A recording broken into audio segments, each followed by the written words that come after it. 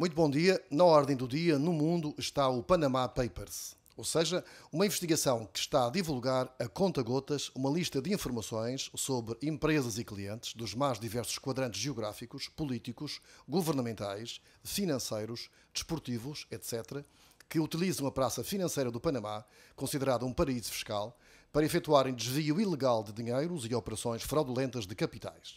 São destacados os nomes de 140 políticos de todo o mundo, entre eles 12 antigos e atuais líderes mundiais. Há igualmente nomes de empresas e personalidades portuguesas que nestes dias vão-se sabendo. A investigação refere que milhares de empresas foram criadas em offshores e paraísos fiscais para centenas de pessoas administrarem o seu património, incluindo o rei da Arábia Saudita, elementos próximos do presidente russo Vladimir Putin, o presidente da UEFA, Michel Platini, a irmã do rei Juan Carlos, Pilar de Bourbon, etc, etc. A divulgação da lista vai derramando diariamente pormenores no imenso mar de ilegalidades e branqueamentos que já originaram demissões de governantes e diretores de bancos. Mas afinal, o que está mal neste Panama Papers? O que é isso de paraíso fiscal? E um offshore? O que é isso? Qual a diferença entre ambos? E o Centro Internacional de Negócios da Madeira? O que é? Este escândalo mundial vai atingir a Madeira? Offshores e paraísos fiscais têm os dias contados ou os grandes interesses mundiais vão resistir e travar a sua extinção? Na ordem do dia está assim o Centro Internacional de Negócios da Madeira, por associação ao Panama Papers, e vejamos como. O nosso convidado é o Dr. Francisco Costa, Presidente da Sociedade de Desenvolvimento da Madeira. Muito bom dia. Bom dia. Na sequência da divulgação da lista do Panama Papers, a Madeira ficou debaixo de fogo e o Centro Nacional de Negócios da Madeira e o Governo Regional vieram ao público tomar posição no sentido de esclarecer que o nosso centro não é um offshore. Já foi um offshore, Dr. Francisco Costa? Nunca fui ao offshore e deixe-me que lhe diga que não consigo compreender porque é que, como referiu, a Madeira ficou debaixo de fogo. Ou seja, suponho que terá havido um aproveitamento de alguns setores que sempre foram adversários do Centro Internacional de Negócios e que aproveitaram este pretexto dos Panama Papers, que são de facto uma situação extremamente desagradável e totalmente intolerável, para tentar colar a Madeira e o seu Centro Internacional de Negócios a essa situação. Não tem nada a ver uma coisa com a outra. O Panamá é um Estado que tem um regime fiscal atrativo e tem características do offshore no sentido de que poderá permitir situações de opacidade. No caso da Madeira, como sabe, o nosso regime é completamente transparente, é um regime previamente autorizado pela Comissão Europeia para facilitar e promover o desenvolvimento regional através da criação de empresas, novas atividades económicas, a captação de investimento direto estrangeiro e por aí abaixo, e portanto nada a ver com situações pouco claras como aquela que referiu. Vamos por partes, doutor. O Panamá e a Madeira têm algo em comum, que é a captação de investimento estrangeiro, captação de empresas, por aí adiante. Como todos os Estados no Como mundo. todos os Estados. Qualquer Estado no mundo que se preze tenta atrair investidores e desenvolver as suas atividades económicas. Exatamente. E fazem muito bem. Vamos um pouco mais profundos. O que é que realmente nos difere? O Panamá também é legalizado. Já dizia o Obama, um dia destes, Não, que há uma diferença. O problema é que são legalizados, não é? Exatamente. Não, o Panamá tem toda a legitimidade como jurisdição, como Estado independente, de criar o seu regime fiscal como entender. A questão é que depois, na ordem jurídica internacional e de acordo com as melhores práticas que têm vindo a ser estabelecidas, designadamente no plano da OCDE, é fundamental que as diversas jurisdições criem mecanismos e aceitem mecanismos de troca de informações e de transparência nos seus regimes. Ou seja, se eu quiser saber a qualquer momento quem são as entidades que são titulares de uma determinada sociedade em qualquer jurisdição, eu tenho que ter mecanismos, e quando digo eu falo qualquer administração fiscal, tem que ter mecanismos que possa aceder a essas informações. E o problema, precisamente, com algumas destes regimes ditos offshore. O offshore é uma designação que tem pouco rigor técnico. O offshore é fora do território, ao fim e ao cabo, não é? Sim, a tradução literal é essa, mas enfim, tem pouco caso, rigor técnico. Geralmente é associado a regimes de favor, de favorecimento, com conceito negativo. Conceito negativo, uma noção claramente negativa. Permitem esconder operações, permitem favorecer operações ilícitas, enfim, e por aí abaixo. E estava a dizer, esses regimes, naturalmente, hoje são combatidos à escala global. há imensas atividades, imensas iniciativas, perdão, da OCDE e também no âmbito da União Europeia, no Conselho, pela via do Código de Conduta sobre a tributação das empresas, imensas iniciativas precisamente para cortar essas características dessas jurisdições que impedem uma sã convivência internacional no plano fiscal e no plano das relações empresariais e económicas em geral e entre as administrações fiscais. Essas questões, essas dificuldades de obtenção de informações ou de opacidade, de ausência de transparência, tudo isso não acontecem no Centro Internacional de Negócios da Madeira. É preciso ter-se presente isto. Todas as empresas que estão sediadas no Centro Internacional de Negócios da Madeira, foram registadas na Madeira, são empresas que são portuguesas. São empresas que cumprem todas as regras. Só temos empresas portuguesas neste momento?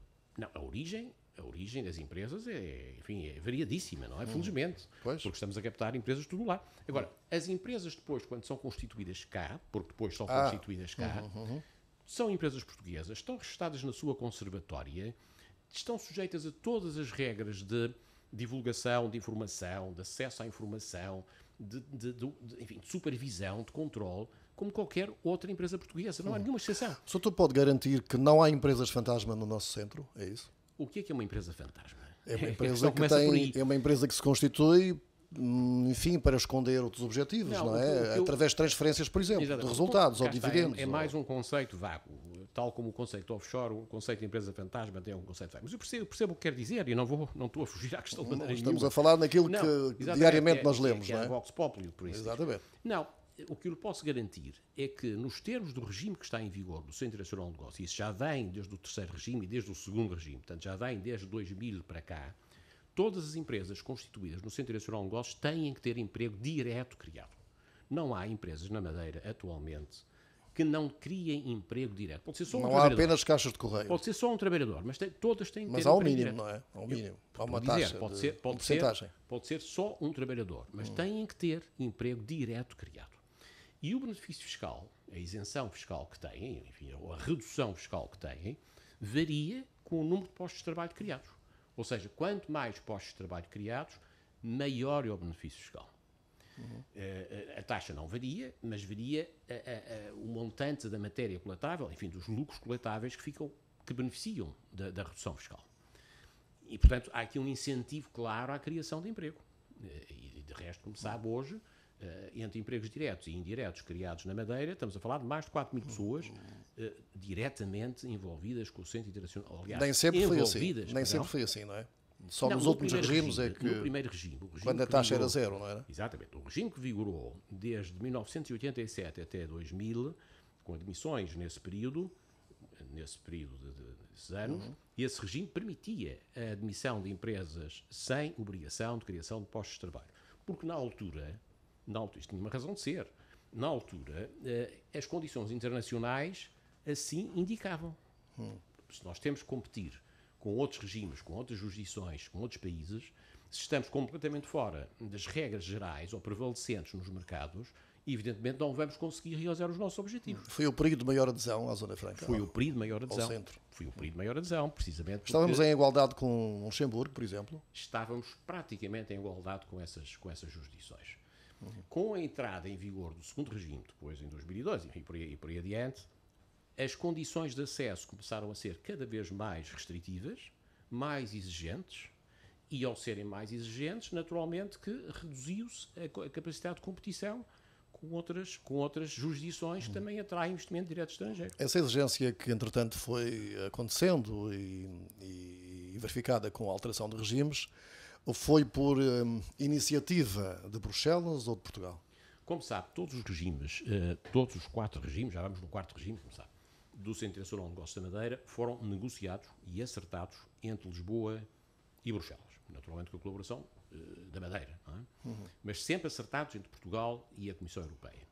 E as condições de competitividade e as exigências de substância, por exemplo, a questão dos postos de trabalho, a questão de investimentos mínimos, enfim, todo o conjunto de exigências e de requisitos que existem, foram sempre acertados nesses processos negociais, por um lado tendo em conta as condições de competitividade internacional e por outro também tendo em conta a necessidade de manter a competitividade e manter a capacidade de produzir os resultados que queremos, que é atrair empresas, criar empregos, gerar receitas fiscais, diversificar a economia, modernizar, diversificar, enfim, os objetivos do centro. Mas foram criadas dificuldades e alterados os regimes para a Madeira e, no caso da Áustria, Luxemburgo, Malta, Chipre, continuaram conforme quiseram? Aqui há uma diferença fundamental. E uma vez que me falou em diferenças há pouco, deixe-me salientar esta. É isso que está em causa, porque é que nós não somos como os outros. É que no nosso caso, nós temos um regime especial no contexto geral do país. Nós não temos um regime, vamos lá, autónomo da Madeira como região autónoma, fiscalmente autónoma. A Madeira não é, do ponto de vista da jurisprudência da União Europeia, a Madeira não é uma região fiscalmente autónoma. E, portanto, o benefício fiscal que é atribuído na Madeira ao Centro Internacional de Negócios, do ponto de vista da Comissão Europeia, é uma ajuda de Estado, porque é um regime que é diferente no contexto da jurisdição fiscal portuguesa no seu conjunto. Que era aquilo que o Francisco Louçã contestava. É uma ajuda de Estado. Bom, poderá contestar essa. Claro, era uma ajuda de Estado. Exatamente. É uma ajuda de Estado. Sendo uma ajuda de Estado,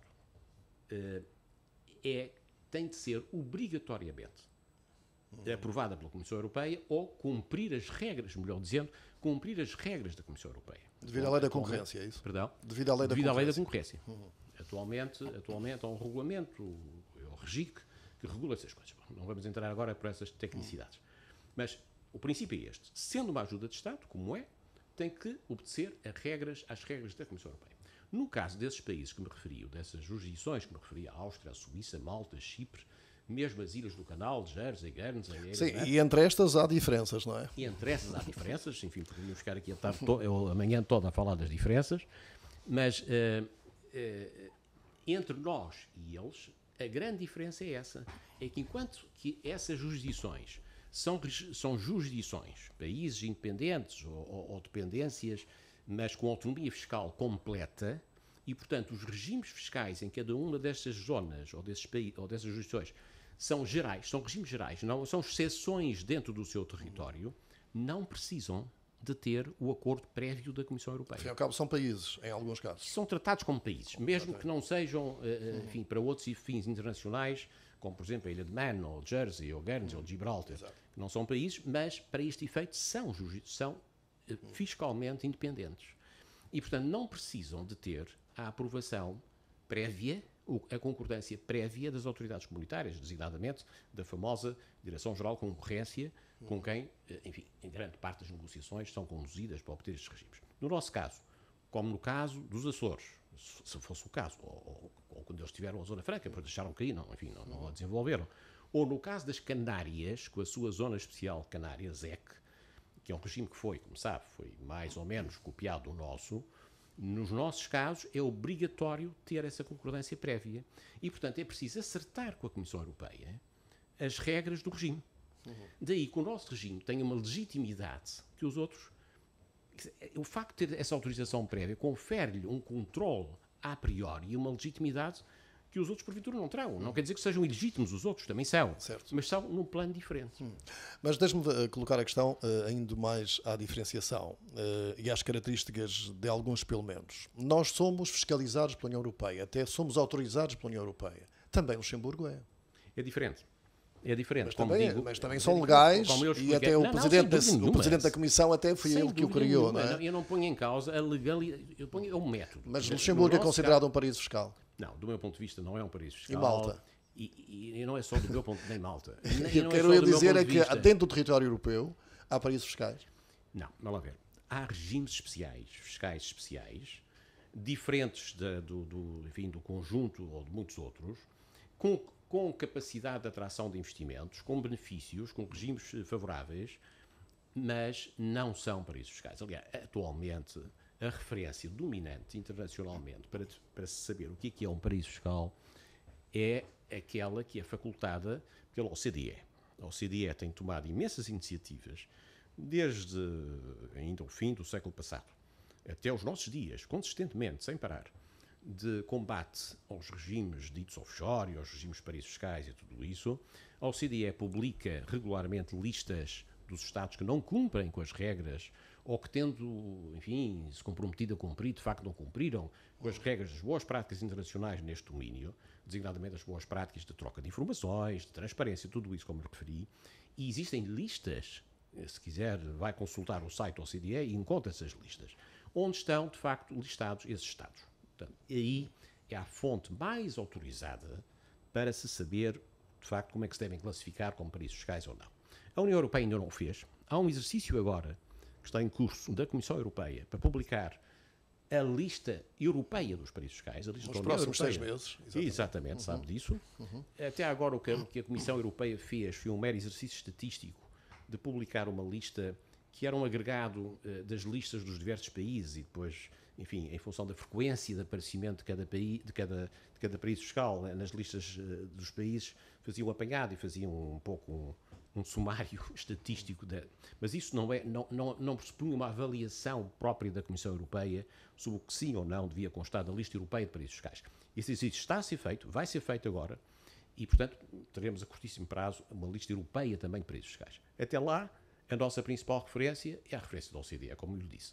E o Luxemburgo não está nessa lista, como Malta também não está, e, portanto, temos que ter cuidado com o que se diz quanto a estas jurisdições. O que tem, portanto, são jurisdições perfeitamente legítimas, como referiu. A diferença em relação a nós é, de facto, não terem esse processo de autorização prévia.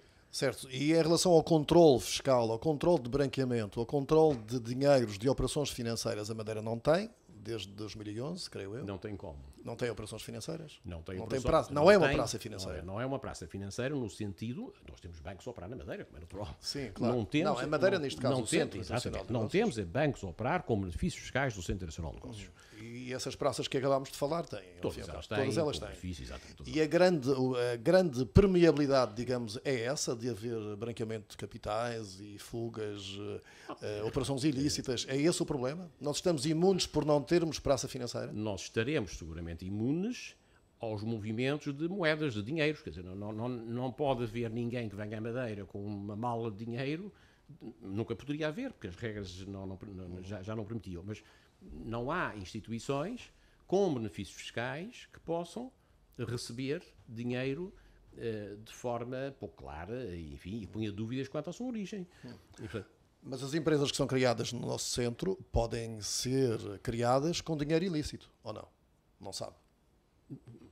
É exatamente a mesma situação da constituição de qualquer empresa no conjunto do país. No conjunto do país. Quer dizer, eu não sei se uma empresa criada em Bragança ou se criada em Faro, qual é a origem dos capitais. Não é? Ou sei de acordo com as regras de controle que existem e de supervisão do país. Mas essas regras são exatamente as mesmas que se aplicam cá. Este ponto é que é importante as pessoas perceberem. É que não há nenhuma diferença na supervisão, nem nas regras, nem na aplicação da justiça. Se houver qualquer irregularidade no Centro Internacional de Negócios que seja detectada, felizmente detectada, a Justiça agirá exatamente da mesma forma que agirá por uma irregularidade, como referi em Bragança ou em Faro. Exatamente a mesma coisa, não há diferença nenhuma. Portanto, as pessoas têm que perceber isto. A única diferença que há é que em determinadas atividades, que estão bem definidas, há uma lista de atividades autorizada, em determinadas atividades, seja na indústria, seja no comércio, em serviços, na navegação, por exemplo, essas atividades estão listadas e foram previamente aprovadas com a Comissão Europeia. Nessas atividades, as empresas, desde que cumpram determinados requisitos, têm acesso a um regime fiscal dito preferencial, com benefício fiscal. É a única diferença, não há mais nenhuma. Porque tudo o resto aplica-se completamente à legislação portuguesa. Não só internamente, como na sua interação com os outros Estados. Como é feito o controle? Como é feita, digamos, a fiscalização? Há uma investigação sobre uma empresa, sobre um empresário que chega ao Centro Nacional de Negócios e diz: eu quero abrir uma empresa para vender aspirinas. Exatamente.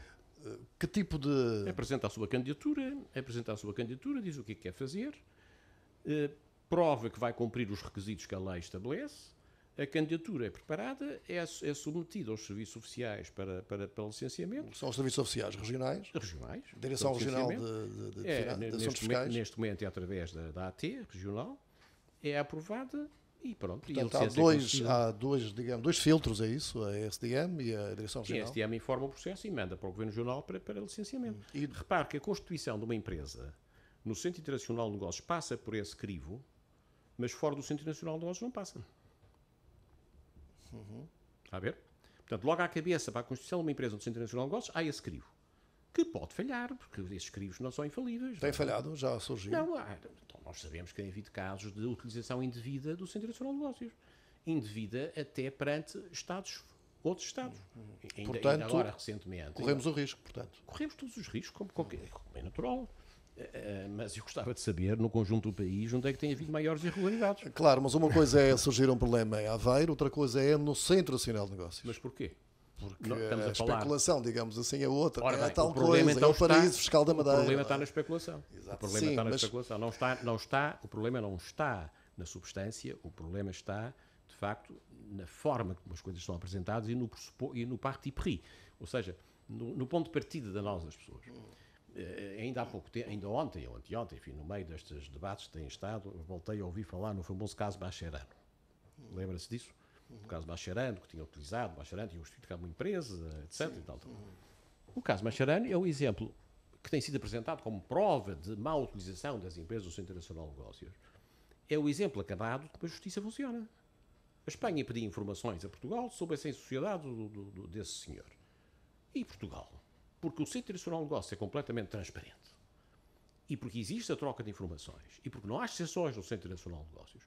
Portugal imediatamente facilitou às autoridades espanholas todos os dados que a Espanha pediu. E o senhor Bacherano, que em Portugal não tinha cometido nenhuma irregularidade, mas que tinha cometido em Espanha, naturalmente teve de responder perante a justiça em Espanha. Quer maior transparência? Portanto, já vimos que os regimes são diferentes, nós não somos offshore, não somos paraíso fiscal. O que é que somos? Somos, aquilo que eu lhe disse há pouco, o Centro Internacional de Negócios, no fundo, é um regime fiscal preferencial. Tecnicamente é isto. É um regime fiscal preferencial autorizado pela Comissão Europeia como ajuda de Estado para o desenvolvimento regional. Mas essa premissa, desculpa, é comum aos outros. São regimes preferenciais, autorizados pela Comissão Europeia. Não, é que não, não são. É que os outros há muitos regimes preferenciais, por isso. Há muitos regimes preferenciais que não são paraísos fiscais, cá está. Porque esta designação, eu estou a utilizar uma designação que é da OCDE, não é? Sim, claro. Portanto, há um regime fiscal preferencial, há muitos que são legítimos que são estabelecidos por variedíssimas razões, são perfeitamente legítimos. São preferenciais, porque têm tratamento preferencial a determinadas atividades. Agora, sim, Malta também é. Malta também é. Até segundo creio, Malta tem uma cobrança de impostos de 30 e tal %, depois faz crédito fiscal. Exatamente. Por exemplo, exatamente. Portanto, tem um mecanismo diferente. Pronto, Tecnicamente tem um mecanismo diferente. Mas são regimes preferenciais. O resultado final é conferir uma tributação mais baixa aos investidores. A questão que eu ponho e que estou a insistir é porque as pessoas, nem os políticos, que nós devemos discutir, ainda ontem eu ouvi um debate credenciado ou anteontem, na nossa televisão, em que os comentadores não sabiam explicar o que era a Madeira. Mas é isso que eu tenho pena, é porque os comentadores, enfim, credenciados, digamos. Infelizmente, ao longo dos anos, eu tenho tido oportunidade, não, infelizmente ou felizmente, enfim, tenho falado com muitos comentadores, tenho falado com muitos políticos que hoje falam sobre isto, tenho explicado, tenho facultado documentação, enfim, tudo isso. E vejo algumas dessas pessoas, não são todas felizmente, e não são a maioria, mas são algumas que têm capacidade de influenciar a opinião pública e de chegar à opinião pública. Algumas dessas pessoas que repetem os mesmos erros, depois de lhes ter sido mostrado que eram erros, mas que eram erros crassos. Está a ver? Mas, por exemplo, a questão da opacidade. Tal, não se sabe o que se passa no Centro Nacional de Negócios de Madeira. Isto é um erro, é um disparate total. Quem é que pode pedir informação? Qualquer pessoa pode pedir. Se eu quiser ter informação sobre uma empresa do Centro Nacional de Negócios, tenho o mesmo direito ao acesso à informação que tenho se quiser pedir a qualquer empresa do resto do país. Não tem diferença nenhuma. O ponto fundamental é este. Não há diferença nenhuma. Mas as listas de empresas beneficiárias do benefício fiscal, o tal benefício fiscal do regime preferencial do Centro Nacional, são publicadas todos os anos. Aquela história que é preciso, isto está tudo escondido, não há listas. As listas estão disponíveis automaticamente, porque há regras no Ministério das Finanças para isso. Portanto, não há... Portanto, o Centro da Madeira não sofre o risco de uma fuga de informação porque está exposto. Está exposto, totalmente exposto. O Panamá sofreu uma fuga de informação. A Madeira está exposto. Está exposto. Quer dizer, não há esse risco. A conservatória está aí disponível, com os dados disponíveis. Portanto, não, é completamente diferente. Está a ver? De que é que receia então a Madeira? Se não é um offshore, não é um paraíso fiscal e tem um regime transparente, qual é o receio? Quais são as duas grandes dificuldades? ou desafios, vamos lá, é melhor dizer desafios de fundo que a Madeira tem no desenvolvimento do Centro Internacional de Negócios. Agora não vamos falar em casos, se quiser falar em casos concretos, lá iremos, mas em geral. Há dois planos fundamentais para que o Centro Internacional de Negócios se possa continuar a desenvolver. Primeiro, é preciso aprofundar a colaboração entre o Governo, ou governos e a Comissão Europeia, no sentido de tendencialmente poder, dentro destes princípios de transparência que eu referi, de troca de informações e de rigor e tudo isso, dentro destes princípios, melhorar a competitividade do regime. Portanto, este é um desafio.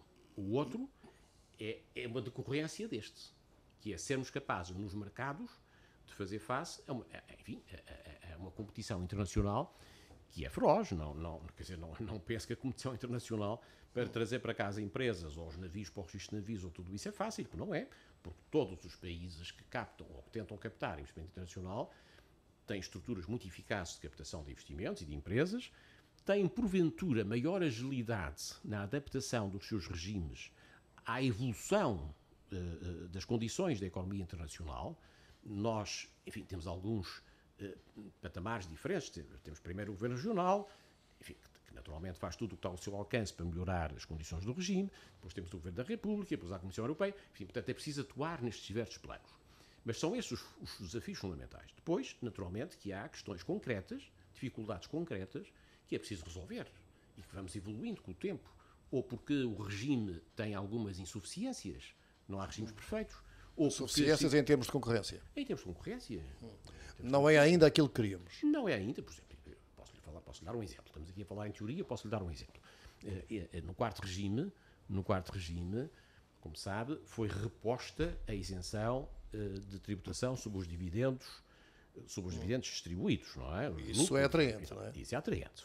Isto tinha sido um recuo fortíssimo que tínhamos tido no orçamento para 2012, recordar-se-á desse infeliz episódio. Isso agora foi corrigido. Mas não foi corrigido, enfim, na base, mas estabeleceu-se uma restrição. E qual foi a restrição? Eu até concordo com a restrição. Foi lucros ou dividendos distribuídos, cá está, a paraísos fiscais, isto é um bom exemplo, a paraísos fiscais não beneficiam desta isenção. Precisamente para separar completamente as águas, para que não se diga que o regime do Centro Internacional de Negócios está a favorecer os paraísos fiscais. Portanto, está a ver? Portanto, lucros e dividendos a entidades sediadas em paraísos fiscais não beneficiam da isenção do Centro Internacional de Negócios. Bom, até aqui tudo bem. Mas depois é preciso dar mais um passo. E o que são os paraísos fiscais para este efeito? E vem então a definição de paraísos fiscais segundo a lei portuguesa, segundo a lista portuguesa de paraísos fiscais que existe. Simplesmente, a lista portuguesa de paraísos fiscais tem neste momento cerca de 80 paraísos fiscais listados. 80 ou 81. Dir-me-á, são imensos. São, e a lista está ultrapassada, está errada. Mas, no entanto, há portugueses e empresas portuguesas que estão nesses paraísos fiscais. Considerados lista negra. Com certeza, mas aí é um problema global, que é o país tomar medidas para penalizar as operações. Até a Caixa Geral de Depósitos está em Caimão. Eventualmente, exatamente. Eu não quero... Que saiu da Madeira por via do fim das praças financeiras. Claro. Mas cá está. Mas o que é que isto nos afeta? A proibição do benefício nos lucros distribuídos para essas empresas, eu acho muito bem. Agora, é preciso que a lista portuguesa de paraísos fiscais seja uma lista que esteja em linha com as práticas internacionais. Esteja em linha, por exemplo, com a lista da OCDE. E não está. Está completamente desatualizada. Inclusivamente, Portugal tem na sua lista de paraísos fiscais países com quem Portugal, entretanto, celebrou acordos de dupla tributação, acordos para troca de informações fiscais, ou seja, países que Portugal considerou como tendo toda a legitimidade para ter esse tipo de tratados. Mas, por um lado, tem esses tratados, por outro lado, continua a tratá-los, de certa maneira, como Estados irregulares, ou mantê-los na lista de paraísos fiscais. Ora, isso aí afeta-nos. Porque se esses países têm esses tratados com Portugal, não há razão para impedir que a tal medida dos lucros e dividendos a partir da Madeira possa funcionar. O esquema que a Madeira, digamos, está integrado com uma autorização, digamos, e com a autorização da Comunidade Europeia com ajudas de Estado. Sim. Existe em mais alguma região europeia? Olha, o exemplo já das Canárias, por exemplo, da Zona É Especial Canária. semelhante ao nosso. É Semelhante ao nosso. Exatamente o mesmo princípio. É rigorosamente o mesmo princípio. Precisamente pela Por razão ser uma que eu disse. região, não. Não por ser país, Não, por ser uma é região. por ser uma região que não tem a tal autonomia fiscal suficiente, isto é um sentido preciso, Exatamente, sim, autonomia fiscal suficiente para ter um regime fiscal próprio. Doutor, estivemos em discussão ano passado e penso que vai voltar este ano um projeto de lei de fiscalidade própria, fiscalidade autónoma, sim. do Dr. Miguel de Sousa. Sim, sim. O que pensa disso? Isso resolveria algum problema? Alterava os dados da questão. Alterava os dados da questão. Tem aspectos muito positivos, no sentido de que evitava o tal processo de negociação prévia com a Comissão Europeia. Seríamos autónomos. O objetivo desse projeto Criar uma lei fiscal própria. o objetivo desse projeto, desse diploma, é tornar a Madeira, tanto quanto eu saiba, não é? Aquilo que lemos, não é? Por aí que lemos, é tornar a Madeira uma jurisdição fiscalmente autónoma. Fiscalmente autónoma, ou seja, criar um sistema fiscal próprio na Madeira. O que permite ultrapassar aquele problema técnico que eu lhe referi inicialmente, de precisar de uma negociação prévia com a Comissão Europeia. Portanto, Portugal era autónomo para legislar sobre isto? A Madeira era autónoma para legislar Não, sobre mas isto, o que é diferente. a concessão desta autonomia fiscal. Ora bem, a concessão deste regime é uma questão política fundamental. Porque, em primeiro lugar, naturalmente, portanto, o objetivo era aquele que referi, mas aqui há passos a dar. Em primeiro lugar, é preciso o acerto político da República. E, em segundo lugar, é preciso o acerto político para a constituição do diploma, enfim, desse regime, com a Comissão Europeia. Porquê? Porque a autonomia fiscal, de um ponto de vista comunitário, a autonomia fiscal implica autonomia financeira. Uma coisa não pode ir sem a outra. É o que está previsto nas regras comunitárias. E, portanto, há todo um quadro de negociação política que anteriormente, preliminarmente, tem que ser feito para então se poder, eventualmente, criar esse quadro. Num regime com essas características, a Madeira teria competitividade com outros centros da Europa? Alterava as regras de competitividade. Por exemplo, alguns dos requisitos de investimento que atualmente existem e que são objetivamente penalizadores da competitividade, como por exemplo a questão dos plafons, poderiam ser ultrapassados. E, portanto, a Madeira poder-se-ia colocar numa posição mais parecida com a posição, por exemplo, das Ilhas do Canal, ou da Ilha de Man, ou da de Gibraltar, para usar exemplos que aqui demos. Sim, uma região autónoma dentro de um país. Exatamente, mas com verdadeira autonomia fiscal, portanto, com a tal separação fiscal do resto do país. Teria essas condições. Exatamente. Doutor, estou-me a lembrar de repente, que quando falámos em paraísos fiscais, lembro-me de listas negras. A Madeira está numa lista negra do Brasil. Está. Porquê? Está. Eu gostava de saber, as autoridades brasileiras, o que é que explicam isso, não é? E gostava de saber também porque Portugal ainda não usou de reciprocidade. Cá está. Estamos a falar de um exemplo de uma situação que é completamente inadmissível à luz de qualquer princípio. O Brasil entendeu criar uma lista negra, incluiu nessa lista negra várias jurisdições europeias. Não foi só a Madeira. Várias jurisdições europeias. Vários países europeus. Logo o Brasil, não é? Logo o Brasil.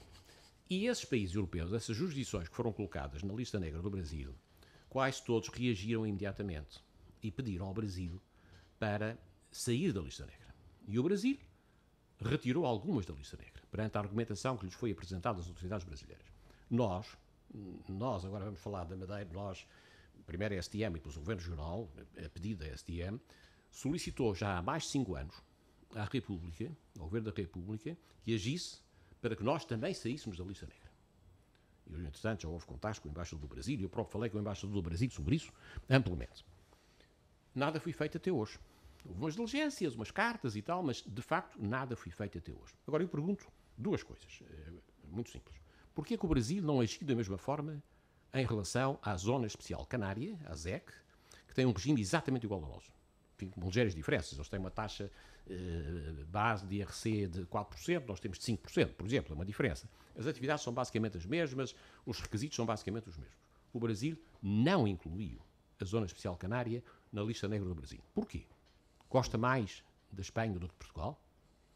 Segundo, porquê é que Portugal não usou de reciprocidade e não colocou na lista negra portuguesa, a tal que tem 80 e tal jurisdições, não colocou na lista negra portuguesa os Estados brasileiros, que têm zonas francas, com regimes de tributação muito favorável, e que tem naturalmente investimentos portugueses. Porquê que não colocou? Vou-lhe dar uma resposta em tom de pergunta. Porque Portugal não se interessa em proteger a Zona Franca, ou melhor, o Centro Nacional de Negócios da Madeira? Não considera isto como se fosse um centro português? Eu quero crer que não. Se estivesse no espaço continental, seria tratado de forma diferente. Eu tenho ouvido esse argumento muitas vezes e continuo a dizer, quero crer que não. Mas, no entanto, a grande dificuldade que a SDM tem tido tem sido com os diversos governos portugueses. Tem havido dificuldades variadas. Secretário de Estado, nomeadamente. Mas eu não me posso esquecer, e seria injusto. Talvez o ministro que melhor entendeu foi o primeiro-ministro que legalizou, que foi o primeiro-ministro, não em termos de primeiro-ministro de Portugal, mas o ministro das Finanças, Miguel Cadilho, não é? Não. Não. Foi o regime mais favorável, pelo menos. A Zona Franca da Madeira foi inicialmente, vamos então repor um pouco as coisas, a Zona Franca da Madeira foi inicialmente criada num governo foi em 1980, que era primeiro-ministro Francisco Sá Carneiro e era ministro das Finanças Aníbal Cavaco Silva. E depois toda a principal legislação do Centro Nacional de Negócios, da Zona Franca, o Centro Nacional de Negócios é igual, que foi produzida ao longo do tempo, foi produzida por governos da liderança do professor Cavaco Silva. Portanto, o professor Cavaco Silva... Com o Miguel Cadilho. O Miguel Cadilho também. Que esteve no primeiro regime. O Miguel Cadilho também esteve. Era essa a ideia que eu tinha. Sim, não. Houve imensos ministros das Finanças. Mas nessa altura houve maior abertura. Não houve momentos de maior abertura, momentos de menor abertura, dependeu das circunstâncias, dependeu do enquadramento internacional. Agora, eu sei que muitas vezes se ouve que, da parte da República, há pouca atenção. Eu penso que isto é um pouco fruto das circunstâncias, da distância, enfim, do relacionamento entre governos, de várias circunstâncias e não por uma questão de parte e pris. O relacionamento entre os governos terá sido penalizador, é isso? Não sei, quer dizer, há circunstâncias várias que naturalmente podem facilitar mais ou menos. Atualmente, por exemplo, há um excelente relacionamento entre governos, de que eu sou testemunha, e por exemplo, na fase final de fecho das negociações do quarto regime, esse excelente relacionamento que existe entre os atuais responsáveis políticos da região e com os da República de então, permitiu concluir bem a negociação do quarto regime. Em relação ao conhecimento ou não das características do nosso Centro Nacional de Negócios, as vantagens que ele tem, há dias, devido à conferência que houve no Porto, em fevereiro, sim. E a televisão, nomeadamente, entrevistou alguns empresários e alguns manifestaram-se desconhecedores, que estavam a conhecer pela primeira vez o que acontecia no nosso regime. Não acha que pode ter havido, durante estes 30 anos, alguma falta de informação dentro do próprio país? Sabe que é muito fácil. É muito fácil. Eu tenho ouvido Pelo menos por aquilo que os políticos dizem, por aquilo que os jornais dizem, parece que há um desconhecimento. Sabe que eu tenho ouvido isso muitas vezes. Os empresários, alguns consultam, nós não sabíamos e tal. Não. Os empresários, qualquer empresário responsável age quando toma opções, por exemplo, no domínio da internacionalização das suas operações, porque é disso que se trata, internacionalizar os portugueses, internacionalizar operações através da Madeira, enfim, fazendo base na Madeira. Todos eles seguem geralmente os conselhos e ouvem os conselhos de consultores, sejam eles consultores jurídicos ou económicos, dos seus auditores, tudo isso. E, portanto, é por essa via que o conhecimento destas oportunidades e destas alternativas para sediar operações é tomado. Nós temos um contacto permanente com os grandes escritórios de advogados e com as grandes empresas de auditoria no país. Todos eles conhecem perfeitamente o regime nacional. E, portanto, muitas vezes o que acontece é por razões que nos ultrapassam e têm a ver com interesses alternativos, investimentos que podiam estar sediados na Madeira são levados para outras praças. A competição é feroz e também se faz a esse nível. A percentagem de empresas sediadas na Madeira são a maioria portuguesas? Não são. Na Madeira não são, a maioria absoluta não, de forma nenhuma. Os empresários portugueses... Mas em termos de maioria simples, sim. Em termos de maioria simples, sim. Hoje, em termos de grupo nacional de investidores, sim, o grupo português é o maior. O que prova, ou aliás, ou contraria a presunção de que o mercado nacional não conhecia a Zona Franca da Madeira. Não é verdade. O mercado nacional não só conhecia a Zona Franca da Madeira, como hoje, o grupo português, como lhe digo, mais de 17% das empresas no Centro Nacional de Negócios da Madeira são de origem portuguesa. Estamos mesmo no fim, estamos a atingir os 40 minutos. Soutor, acha que este problema do Panama Papers poderá atingir a Madeira? Por não influência deve atingir negativa? A Madeira em que sentido? Influência negativa devido ao facto de sermos Um paraíso fiscal em Portugal, digamos, entre aspas. Não, isso não, por aí não. Por aí digo redondamente que Um não. paraíso fiscal no sentido do benefício fiscal. Não, por aí redondamente não. São Acha situações que poderá haver distintas. uma regulamentação mundial diferente na sequência disto? Qualquer regulamento, vamos pôr as coisas assim, qualquer regulamentação mundial, no sentido do que seja possível isso significar, portanto, o mais mundial que poderá haver é o da OCDE. Qualquer regulamentação por essa via que penalize os regimes ditos offshore, ou, mais rigorosamente, os paraísos fiscais, à exceção da OCDE, qualquer regulamentação desse tipo beneficia, objetivamente, o Centro Internacional de Negócios. Porque nós não somos. Porque nós não somos, não temos nada a ver com isso. Mais, nós temos estado sempre, presentes em todas as reuniões internacionais a este nível, porque nós, desde o fim do século passado, nós integramos as delegações portuguesas, quer à OCDE nestes domínios, quer ao Grupo de Código de Conduta no Conselho da União Europeia, e, portanto, acompanhamos sempre, mas quando eu digo sempre, digo todos os meses, em reuniões mensais, às vezes mais do que uma por mês, as tendências internacionais, os escrutínios que são feitos desses regimes, as regulamentações são adotadas, nós acompanhamos presencialmente. Eu fiz esse trabalho durante alguns anos, atualmente não sou eu que estou a fazer, uma colega minha do Conselho de Administração, a professora Clotilde Ulrich Palma, que está a fazer, mas temos essa informação permanentemente em primeira mão.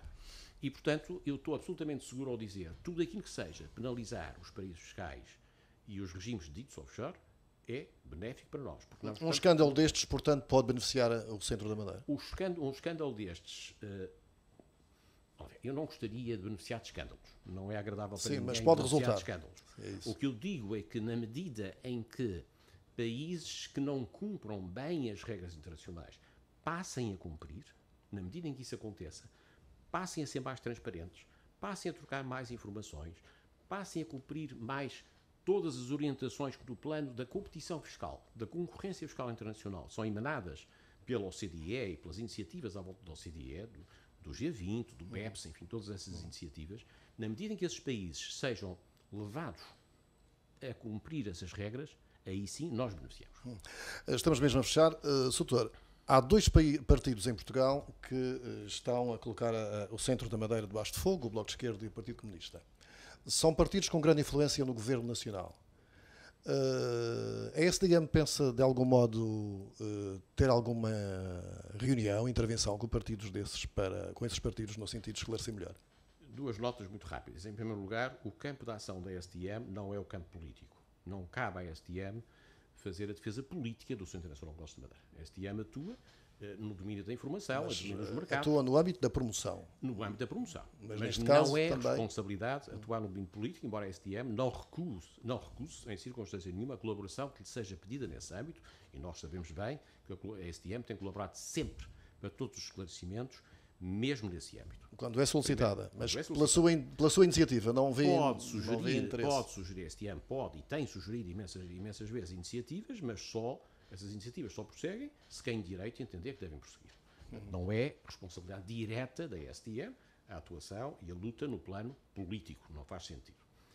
Primeira nota. Segunda nota. Eu faço a justiça ao Governo da República de acreditar que saberá colocar sempre os melhores interesses nacionais e concretamente aqueles que se manifestam neste domínio, acima das quesílias partidárias e, designadamente, das não questões que são suscitadas por esses partidos.